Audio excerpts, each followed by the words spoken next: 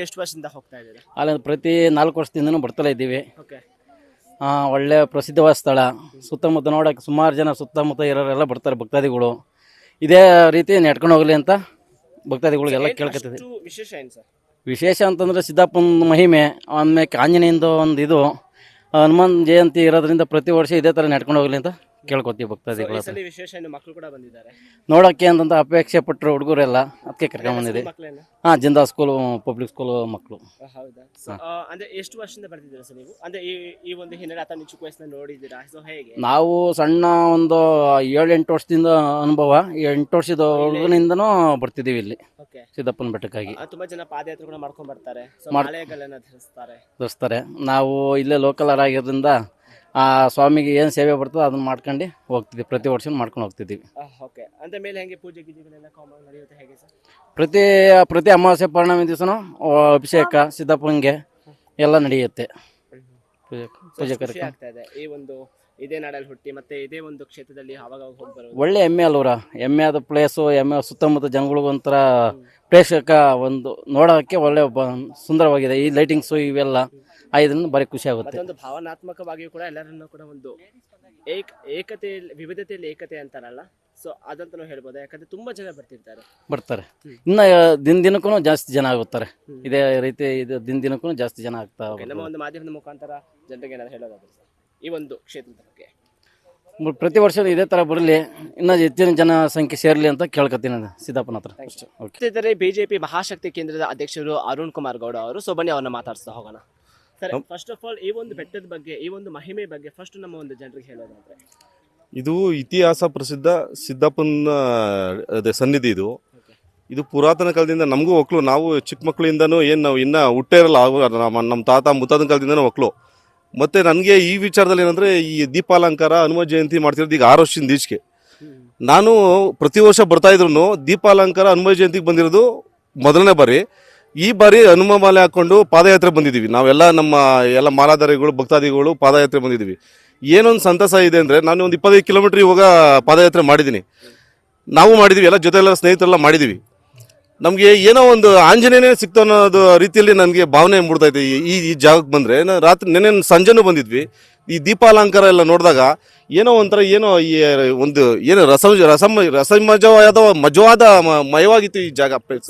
ಉತ್ಸಾಹ, ಭಾಳ ಉತ್ಸಾಹದಿಂದ ಇಲ್ಲೇ ಇರಬೇಕು. ರಾತ್ರಿ 1 ಗಂಟೆ ಆದರೂ ಹೋಗಿ ಮನಸ್ಸೇ ಬರಲಿಲ್ಲ ನಮಗೆ.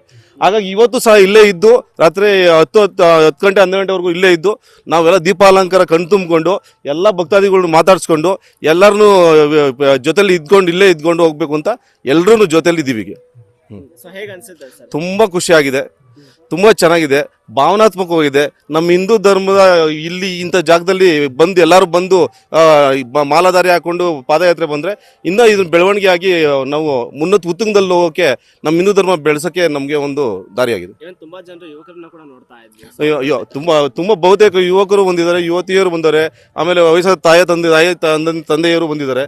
ತುಂಬ ಎಲ್ಲ ಥರದ್ದು ಅಂದರೆ ಎಲ್ಲ ಥರದ ವಯಸ್ಸಾದವರು, ವಯಸ್ಸಾಗಿಲ್ದವರು, ಚಿಕ್ಕ ಮಕ್ಕಳು ಎಲ್ಲರೂ ಬಂದಿದ್ದಾರೆ.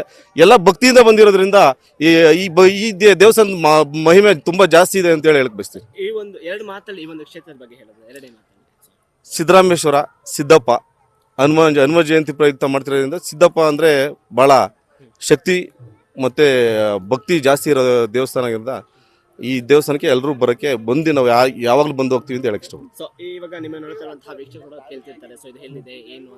ಇದು ಸೋಂಪುರ ಹೋಬಳಿ, ಏನು ಈಗ ಆಗಲಕುಪ್ಪೆ ಪಕ್ಕದಲ್ಲಿ ಸಿದ್ದರ ಬೆಟ್ಟ ಅಂತೇಳಿ ತುಂಬ ಫೇಮಸ್. ನಮ್ಮ ತಾಲೂಕಲ್ಲಿ ಇಡೀ ಬೆಂಗಳೂರು ಗ್ರಾಮಾಂತರ ಜಿಲ್ಲೆಗೆ ಫೇಮಸ್ಸು.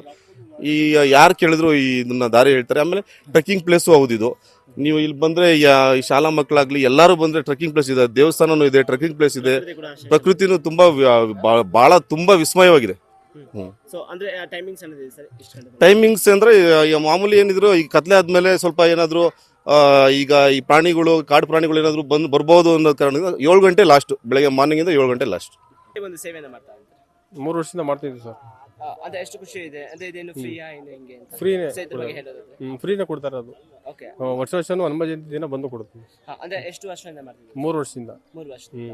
ಅಂದ್ರೆ ಏನಕ್ಕೆ ಸರ್ ಆ ಥಾಟ್ಸ್ ಏನಕ್ಕೆ ಬಂತು ಅಂದ್ರೆ ಫ್ರೀ ಆಗಿ ಈ ತರ ಕೊಡ್ಬೇಕು ಅಂತ? ನಮ್ಗೆ ಕೊಡ್ಬೇಕು ಅಂತ ಮನ್ಸಲ್ಲಿ ಬಂತು, ಅದಕ್ಕೆ ಹೌದಾ? ಸೊ ಎಷ್ಟು ಖುಷಿ ಆಗ್ತಾ ಇದೆ ಈ ತರ ಎಲ್ಲ ಸ್ವಾಮಿ ದರ್ಶನ ಮಾಡ್ಕೊಂಡು ಬರುವಂತ ಎಲ್ಲ ಜನರಿಗೂ ಈ ತರ ಸೇವೆ ಮಾಡ್ತಾ ಇರೋದು. ನಮಗೆ ಮನಸ್ಸಿಗೆ ಸಮಾಧಾನ ಕೊಡ್ತೀವಿ. ಅಂದ್ರೆ ಮತ್ತು ನಿಮ್ಮ ಒಂದು ಕುಟುಂಬನ ಸರ್? ಓಕೆ. ಚಿಕ್ಕ ಹುಡುಗರಿಂದನೂ ಬರ್ತೀನಿ, ನಮ್ಮ ತಂದೆ ಕಾಲದಿಂದನೂ ವರ್ಷ ನಾವು ಮಾಡಲೇಬೇಕು ಆ ಥರ ನಡ್ಕೊಂಡು. ತುಂಬಾ ಜನ ಭಕ್ತಾದಿಗಳು ಹೇಳ್ತಾ ಇದ್ರೆ ಇಲ್ಲಿ ಬಂದು ಹೋದ್ರೆ ಏನೋ ಒಂಥರ ಪಾಸಿಟಿವ್ ಎನರ್ಜಿ ಸಿಗುತ್ತೆ ಮತ್ತೆ ನಾವು ಅನ್ಕೊಂಡಿದ್ದು ನೆರವೇರುತ್ತೆ. ಹೌದು ಎಲ್ಲ ಆಗುತ್ತೆ.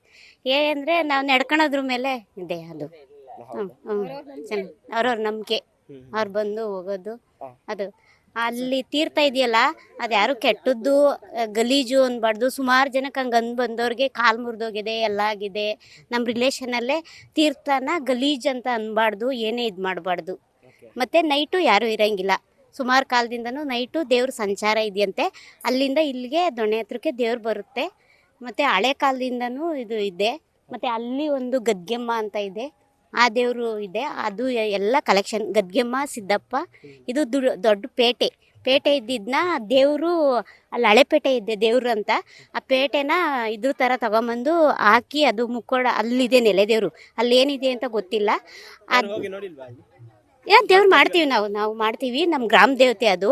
ಆ ದೇವರಿಂದ ಇದು ಊರು ಹಾಳಾಗಿದ್ದು. ಇದು ನಿಜ್ಗಲ್ ರಾಣಿ ಆಳಿದ ಊರಿದು. ನಿಜ್ಗಲ್ ರಾಣಿ ಆಳಿದ ಊರು ಇದರಲ್ಲೂ ಇದೆ. ಮತ್ತು ಹಳೆಪೇಟೆ ಅಂತ ಅದು ಪೇಟೆ. ಇದು ಪೇಟೆ ಕಾಲದಲ್ಲಿ ನಿಜ್ಗಲ್ ರಾಣಿ ಆಳೋವಾಗ ಅಕ್ಕ ತಂಗಿ ದೊಣೆ ಅಂತ ಇಬ್ಬರು ಇದ್ರಂತೆ. ಅವರು ಬಿದ್ದು ಅದು ದೊಣೆ ಕಟ್ಸಿರೋದು. ಮತ್ತು ಅಲ್ಲಿ ಆ ದೇವರಿಂದ ಇದು ಪೇಟೆ ಹಾಳಾಗಿರೋದು. ಗ್ರಾಮ ದೇವತೆ ಇದೆ ಅಲ್ಲಿ, ಆ ದೇವರಿಂದ ಪೇಟೆ ಇದು ಹಾಳಾಗಿರೋದು. ತುಂಬಾ ಜನ ದೇವ್ರು ಇಲ್ಲ ಅನ್ನೋ ಒಂದು ಕ್ಯಾಟಗರಿ ಇದೆ. ಸೊ ನೀವು ಹೇಳ್ತಾ ಇರೋದು ನೋಡಿದ್ರೆ ಅಂದ್ರೆ ತುಂಬಾ ಜನ ಅಪೋಸ್ ಇಲ್ಲ, ಹಂಗಂದವ್ರಿಗೆ ಅದು ಗೊತ್ತಾಗುತ್ತೆ. ಸ್ವಲ್ಪ ದಿವಸ ಮಾಡಿ ನೋಡಿ. ಹಂಗಂದವ್ರಿಗೆ ಇದು ಗೊತ್ತಾಗುತ್ತೆ. ತುಂಬಾನೇ ಸತ್ಯ ಇದೆ ಇಲ್ಲಿ. ಇದು ಪೇಟೆ ಇದ್ದಿದ್ದು ಆ ಗ್ರಾಮ ದೇವತೆಯಿಂದ ಇದು ಪೇಟೆ ಹಾಳಾಗಿ. ಕೋಟೆ ಕೂಡ ಇದೆ ಮೇಲೆ. ಕೋಟೆ ಇದೆ. ಮತ್ತು ರಾಗಿ ಕಲ್ಲನ್ನ ಅಕ್ಕ ತಂಗಿದಿರು ಕುಟ್ಟುತ್ತಿದ್ರಂತೆ. ಆವಾಗ ಶಿವಗಂಗಿ ಬೆಟ್ಟದಿಂದ ಯಾರೋ ನೋಡಿ ನಮ್ಮ ಅಜ್ಜಿ ತಾತಿರು ಹೇಳಿದ್ದು, ನಮ್ದು ಇದೇ ಊರು ನಿಜ್ಗಲ್ಲು, ಹೇಳಿದ್ದು. ಅವರಿಬ್ಬರು ಅವ್ರು ಬಂದು ಅವಾಗಿನ ಕಾಲದಲ್ಲಿ ಈ ಮುಸ್ಲಿಮ್ಸ್ ಅವರು ಬಂದು ಇದು ಮಾಡೋದು ಅದೆಲ್ಲ ಮಾಡ್ತಿದ್ರಲ್ಲ, ಹಂಗಾಗಿ ಅವ್ರನ್ನ ಹಿಡ್ಕೊತಾರೆ. ಅವರು ನಮ್ಮ ಕನ್ನಡದವ್ರನ್ನ ಎಲ್ಲ ಇದು ಮಾಡ್ತಿದ್ರಲ್ಲ, ಅದಕ್ಕೋಸ್ಕರ ಅದು ಅಕ್ಕ ತಂಗಿದಿರು ಇಬ್ಬರು ದೊಣೆಗೆ ಬಿದ್ದು ಅದು ದೊಣೆ ಕಟ್ಸಿದ್ರಂತೆ. ಆ ದೊಣೆಗೆ ಬಿದ್ದು ಸತ್ತಿರೋದು ಅದು ಸತ್ಯ. ಅದು ಅದು ಖುಷಿ ಆಗ್ತಾ ಇದೆ. ಎಷ್ಟು ವರ್ಷದ ಚಿಕ್ಕ ವಯಸ್ಸಿನ ಬಂದು ಹೋಗ್ತಾ ಇದ್ದಾರೆ. ನಮ್ಗೆ ತುಂಬಾ ಖುಷಿ. ನಾವು ವರ್ಷ ತುಂಬಾ ಜನ ಮಾಲೆಗಳನ್ನ ಹಾಕಿ ಸೊ ಪಾದಯಾತ್ರೆ ಮೂಲಕ ಸ್ವಾಮಿ ನಾವು ಇವತ್ತೇ ಅಂತಲ್ಲ, ವರ್ಷದಲ್ಲಿ ಎಷ್ಟು ಸತಿ ಬರ್ತೀವೋ ಗೊತ್ತಿಲ್ಲ. ಮಾಡ್ತಾರೆ. ಇದರಿಂದ ಮಹಾನ್ ಭಾವನ ನೋಡೋ ದರ್ಶನ ಆಗ್ತದೆ. ಬೆಟ್ಟ ಹತ್ತಿದ ಎಕ್ಸಸೈಜು, ದೇಹದ ಆರೋಗ್ಯ ಚೆನ್ನಾಗಿ ಬರ್ತದೆ. ಈ ಜನಸಂಪರ್ಕ, ಸಂಬಂಧಿಕರನ್ನ, ಸ್ನೇಹಿತರನ್ನ, ನಿಮ್ಮನ್ನ ನೋಡ್ತಕ್ಕಂಥ ಅವಕಾಶ ಸಿಕ್ತು.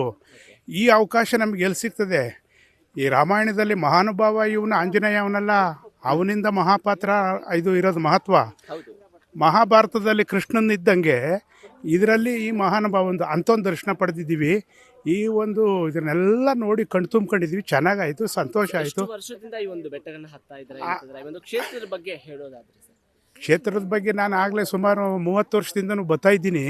ಮದುವೆ ಆದಾಗಿಂದನೂ ಬರ್ತಾ ಇದ್ದೀನಿ. ಏನಕ್ಕೆ ಅದೇ ಅನೇಕ ದೇವರುಗಳು ನೆಲೆಸೇವ್ರೆ. ಸಿದ್ದಪ್ಪ, ಆಂಜನೇಯ ಸ್ವಾಮಿ, ಈಶ್ವರ, ಅನೇಕ ದೇವರುಗಳು ಎಲ್ಲರನ್ನು ದರ್ಶನ ಮಾಡ್ಕೊಂಡು ಹೋಗೋದು ಬರೋದು ಅಷ್ಟೇ ಹೊರತು ಇನ್ನೇನಿಲ್ಲ. ಇದನ್ನ ಸರ್ಕಾರ ಚೆನ್ನಾಗಿ ಇಂಪ್ರೂವ್ ಮಾಡಬೇಕು. ಪ್ರೇಕ್ಷಣೀಯ ಸ್ಥಳ, ಜನ ಇಷ್ಟೆಲ್ಲ ಬರ್ತಾರೆ, ಆ ಮೆಟ್ಲುಗಳಿಲ್ಲ ಸರಿಯಾಗಿ. ಮೆಟ್ಲುಗಳಿಗೆ ಅವಕಾಶ ಮಾಡಿಕೊಡ್ಬೇಕು. ಎಲ್ಲ ದಾನಿಗಳು ಇವರೆಲ್ಲ ಮಾಡ್ತಾರೆ ನೋಡ್ರಿ ಖುಷಿ ಆಗ್ತದೆ. ಅನ್ನ ಅನ್ನೋದು ಏನ್ರಿ ದಾರಿ ಎಷ್ಟು ಬೇಕಾದ್ರೂ ಕೊಡ್ತಾರೆ. ಅನ್ನ ಸಂತರ್ಪಣೆ ಸೊಗಸಾಗಿ ಮಾಡ್ತಾವ್ರೆ. ಇದು ಬಹಳ ನಾನು ಚಿಕ್ಕ ಹುಡುಗನಾಗಿದ್ದಾಗ ಅನ್ನನೇ ಸಿಗ್ತಿರಲಿಲ್ಲ. ಈಗ ಇಂಥ ಅನ್ನದಾನ ಮಾಡ್ತಾವ್ರಲ್ಲ, ಎಲ್ಲಿ ಕೊಟ್ಟ ಭಗವಂತ ಅಂಥವ್ರನ್ನ ಮರೆಯೋಕ್ಕತ್ತದ ಭಗವಂತನ. ಅದು ಈ ಮಾಡ್ತಾರಲ್ಲ ಅನ್ನದಾನ, ಅವ್ರಿಗೆಲ್ಲ ಒಳ್ಳೇದಾಗಬೇಕು.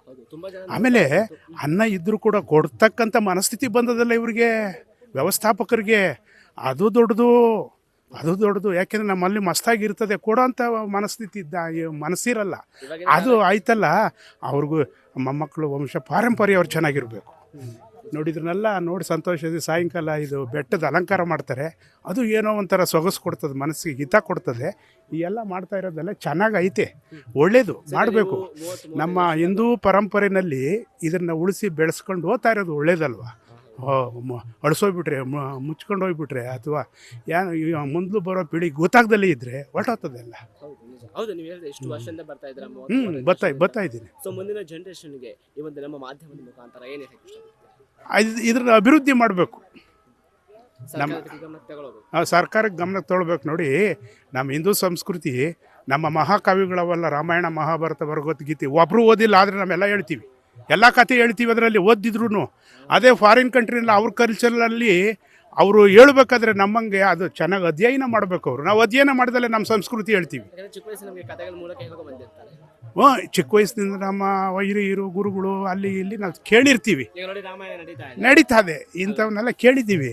ನಮ್ಮ ಸಂಸ್ಕೃತಿ ಏನನ್ನೋದು ನಾವು ಆ ಮಹಾಕಾವ್ಯಗಳು ಓದಿದ್ರು ಕೂಡ ನಮಗೆ ಚೆನ್ನಾಗಿ ಗೊತ್ತಾಗುತ್ತೆ. ಎಷ್ಟೇ ಟೆಕ್ನಾಲಜಿ ಮುಂದುವರೆದ್ರು ಕೂಡ ಸೊ ಈ ರೀತಿಯಾದಂತಹ ರಾಮಾಯಣ ಇರ್ಬೋದು, ಈ ಒಂದು ನಾಟಕ ರೂಪದಲ್ಲಿ ಜನರಿಗೆ ತಲುಪಿಸುವಂತಹ ಒಂದು ಪ್ರಯತ್ನ ಆಗ್ತಾ ಇದೆ. ಒಳ್ಳೇದಲ್ರ. ಇವೆಲ್ಲ ನಮ್ಮ ಪರಂಪರೆ ಹಿಂದೆ ನಡೆದಿರೋದು. ಇದು ನಮಗೆ ಮಾರ್ಗದರ್ಶನ ಆಗಬೇಕು. ಇವತ್ತು ನಡೀತಾ ಇರೋದೆಲ್ಲ ಇನ್ನು ನಡೆದಿರೋದೇ ಇವತ್ತು ನಡೀತಾ ಇದೆ ಅಲ್ವಾ. ಮಹಾಭಾರತ ರಾಮಾಯಣ ಏನು ನಡೆದಿತ್ತು ಅದೇ ಇವತ್ತು ನಡೀತಾ ಇರೋದು. ಖುಷಿ ಆಗ್ತದೆ. ನಾವು ಯಾವಾಗಲೂ ಇದ್ರನ್ನೇ ಇಷ್ಟಪಡೋದು. ವರ್ಷಕ್ಕೊಂದ್ಸತಿ ಇಲ್ಲಿ ಬರೋಕ್ಕೆ ಖುಷಿ ಆಗ್ತದೆ. ನಮ್ಗೆ ಇಷ್ಟು ಆಗಿದ್ರು ಕೂಡ ಹೋಗ್ಬೇಕು ಅನಿಸ್ತದೆ, ಉತ್ಸಾಹ. ಚೆನ್ನಾಗೈತಿ. ಈ ವ್ಯವಸ್ಥಾಪಕರೆಲ್ಲ ಒಳ್ಳೇದಾಗಲಿ, ಚೆನ್ನಾಗಿ ಮಾಡ್ಯವ್ರೆ, ಚೆನ್ನಾಗೈತಿ. Okay, thank you. ನಾವು 18-20 ವರ್ಷದಿಂದ ಬರ್ತಾ ಇದ್ದೀವಿ ಇಲ್ಲಿಗೆ.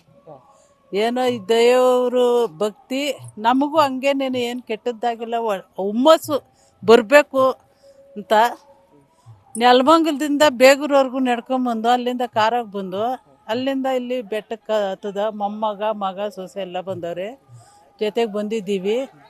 ದೇವ್ರು ಅವನೇ ನಂಬಬೇಕು, ದೇವ್ರಿಲ್ದೆ ನಾವಿಲ್ಲ. ಎಷ್ಟು ಖುಷಿ ಆಗುತ್ತೆ ಸಿದ್ದಬೆಟ್ಟೇಶ್ವರ ಬೆಟ್ಟ ಹತ್ತೋದು. ಖುಷಿ ಅಂದ್ರೆ ಇಷ್ಟು ವಯಸ್ಸು, ತುಂಬಾ ಹೈಟ್ ಅಲ್ಲಿ ಇಷ್ಟು ವಯಸ್ಸಾಗಿದೆ, ಕಾಯಿಲೆಗಳು ಬೇರೆ, ಅಂಥದ್ರಾಗೆ ನಾವು ಹತ್ತಬೇಕು ಬರಬೇಕು ಅನ್ನೋ ಒಂದು ಹುಮ್ಮಸ್ಸು, ಅಷ್ಟು ಖುಷಿ ಆಗ್ತದೆ.